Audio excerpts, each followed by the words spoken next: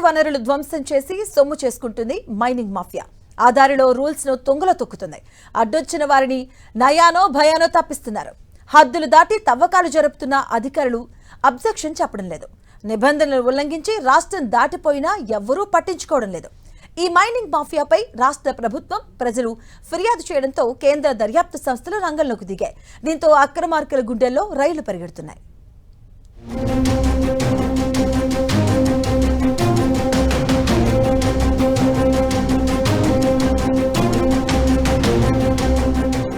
ఉమ్మడి కరీంనగర్ జిల్లాలో గ్రానైట్ దందా జోరుగా సాగుతోంది.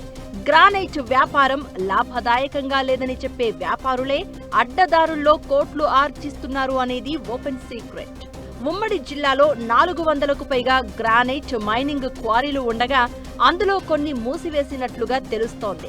అయితే క్వారీ పర్మిషన్ ఒకచోట తీసుకుని మరో చోట తవ్వకాలు జరపడం, కొలతలను మార్చడం, బిల్లులు లేకుండానే గ్రానైట్ తరలించడం, జీఎస్టీ ఎగవేయడం, అక్రమంగా విదేశాలకు ఎగుమతి చేయడం వ్యాపారులకు పరిపాటిగా మారింది.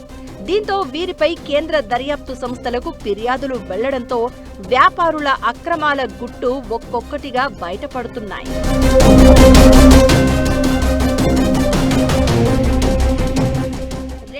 2022 నవంబర్ నెలలో కరీంనగర్ గ్రానైట్ క్వారీలతో పాటు పలువురి ఇండ్లలో ఈడీ అధికారులు సోదాలు చేశారు. ఈ సందర్భంగా ఈడీ అధికారులు నవంబర్ 11న ఓ ప్రెస్ నోట్ కూడా విడుదల చేసి కరీంనగర్ గ్రానైట్ అక్రమాలకు సంబంధించిన వివరాలు వెల్లడించారు.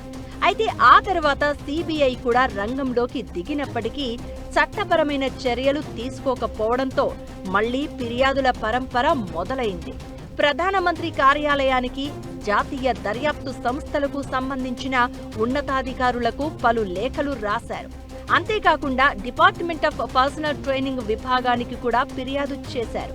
ఫెమా నిబంధనలు కూడా ఉల్లంఘించినట్లుగా ఈడీ అధికారులు విడుదల చేసిన ప్రెస్ నోట్లో పేర్కొన్నప్పటికీ ఎన్ఫోర్స్మెంట్ కేస్ ఇన్ఫర్మేషన్ రిపోర్టు జారీ చేయలేదని ఆ ఫిర్యాదులో వివరించారు.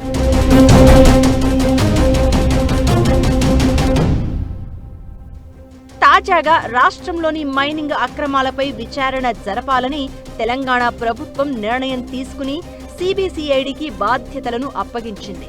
ఈ నేపథ్యంలో సిబిసిఐడి అధికారులు క్షేత్రస్థాయిలో దర్యాప్తు చేసే అవకాశాలు ఉన్నాయి.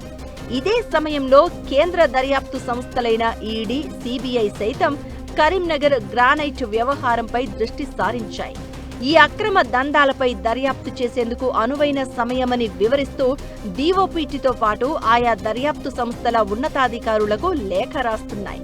దీంతో ఎప్పుడు ఏం జరుగుతుందో అని గ్రానైట్ అక్రమార్కులు బిక్కుబిక్కుమంటున్నారు.